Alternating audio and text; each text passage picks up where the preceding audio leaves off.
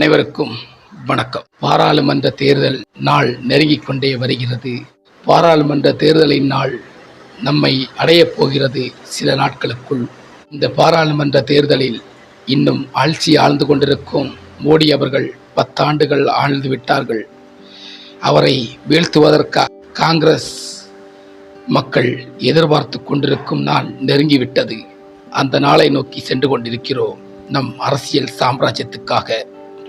ஆனால் மக்கள் இந்த பாராளுமன்ற எலெக்ஷனில் 19ஆம் தேதி லிங்க் குத்தப் போகிறார்கள்.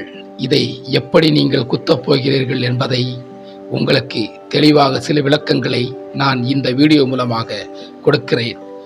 இந்த வீடியோவை ஸ்கிப் பண்ணாம பாருங்க. வாங்க நம்ம வீடியோவை பத்தி பார்ப்போம்.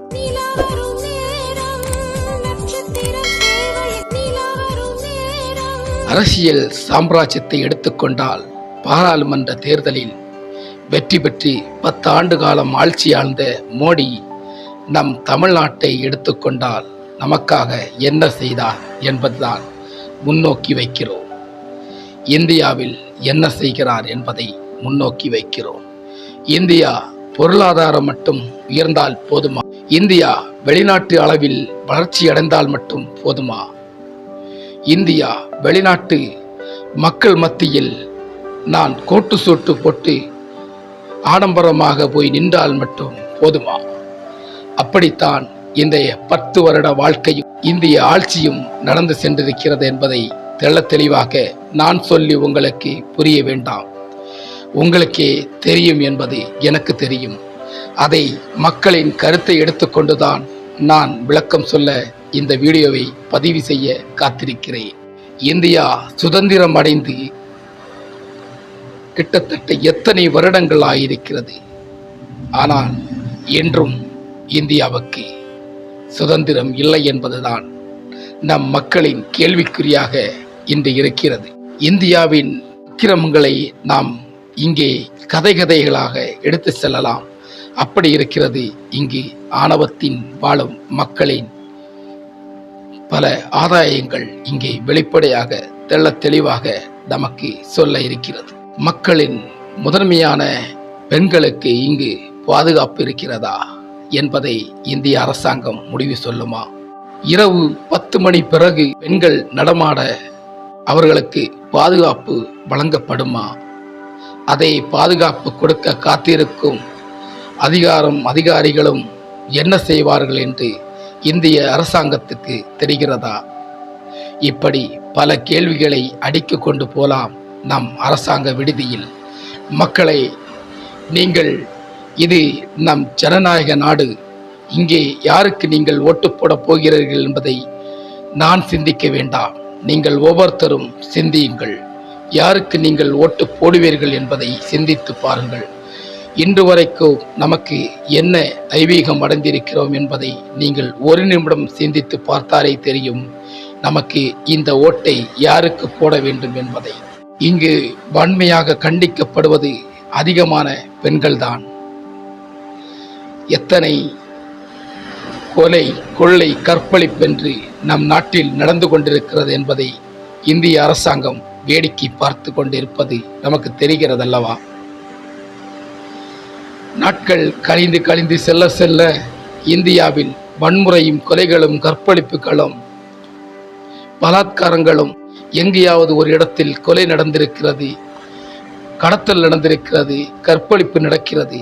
இப்படி பல கேசுகள் இந்த நாட்டில் நடந்து கொண்டிருப்பதை தடுத்து நிறுத்த நம் இந்திய அரசாங்கத்துக்கு முடிகிறதா? இல்லை. எதற்காக இந்த 10 வருட ஆட்சியை நாம் ஆழ்ந்திருக்கிறோம் என்பது அவருக்கு சிந்தனை இருக்கிறதா? ஏன் பொருளாதாரமாக நீங்கள் உயர்ந்தால் மட்டும் போதுமா? இந்தியா பொருளாதாரத்தில் நம்பர் 1ல வந்தா போதுமா? இந்தியா மக்கள் தொகையில் 7வது இடத்தில் இருந்தாலும் இந்தியாவுக்காக நமக்கு என்ன செய்துவிட்டோம் என்பதை நமக்கு சிந்தித்து பார்க்கிறீர்களா? இல்லை. ஜனநாயக ஓட்டு நாட்கள் நெருங்கிவிட்டது. அதற்கான விழிப்புணர்வை மக்களுக்கு கொடுக்க விரும்புகிறேன். நம் 10 வருட வாழ்க்கையில் நம் மக்கள் வறுமையை தான் அதிகமாக சந்தித்து கொண்டிருக்கிறார்கள். இந்த வறுமையின் வெளிச்சமும் இங்கு இல்லை. எங்கு சென்று பார்த்தாலும், எந்த பேப்பர் எடுத்து பார்த்தாலும், எந்த பத்திரிகை எடுத்து பார்த்தாலும், எந்த நியூஸ் நமக்கு படித்தாலும் ஏதோ ஒரு கொலை, ஏதோ ஒரு கற்பழிப்பு, ஏதோ அசால்ட்டாக பதிவிடுகிறார்கள் என்பதை நாம் பார்க்க முடிகிறது.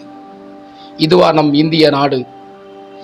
இந்திய நாட்டில் நாம் நினைத்தால் எத்தனை அநியமான கொடுமைகளை நமக்கு தட்டி கேட்க முடியும், அதை தடுக்கவும் நம்மளால் முடியும் என்பதை இந்த ஜனநாயக நாட்டுக்கு நான் வலியுறுத்துகிறேன். இந்த பாராளுமன்ற எலெக்ஷன் குறுகிய காலத்தில் நெருங்கி வருகிறது. மக்கள் ஓட்டு போட தயாராக இருங்கள். ஆனால் யாருக்கு ஓட்டு போட போகிறோம் என்பதை சிந்தித்து கை பின்னரை கொண்டு நீங்கள் அங்கே பதிவிடுங்கள் என்பதை உங்களுக்கு நினைவு சொல்கிறேன். நான் பேசுவதில் உங்களுக்கு பல விளக்கங்கள் புரிந்திருக்கும். அதனால் விளக்கங்கள் புரிந்தவர்களுக்கு தெரியும் நம் ஓட்டு யாருக்கு போட வேண்டும் என்பதற்காக.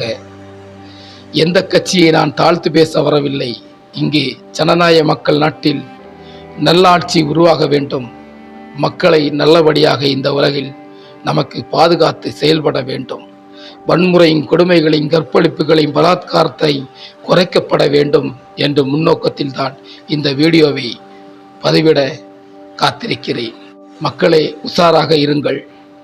அடுத்த 19ஆம் தேதி பிங்கரை நாம் எங்கே குத்தப் போகிறோம் என்பதை சிந்தி பாருங்கள்.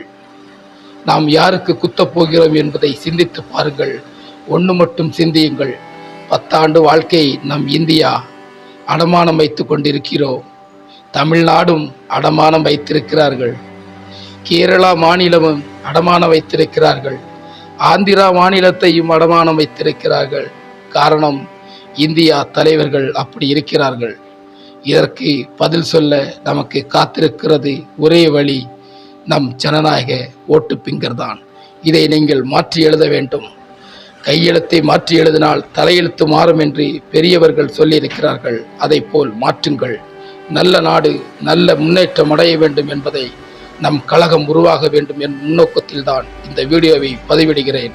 அனைவருக்கும் இந்த வீடியோ நன்றாக பிடித்திருக்கும் என்றால் நம்ம வீடியோவுக்கு சப்ஸ்கிரைப் பண்ணுங்க, தொடர்ந்து ஆதரவு கொடுங்க. வணக்கம்.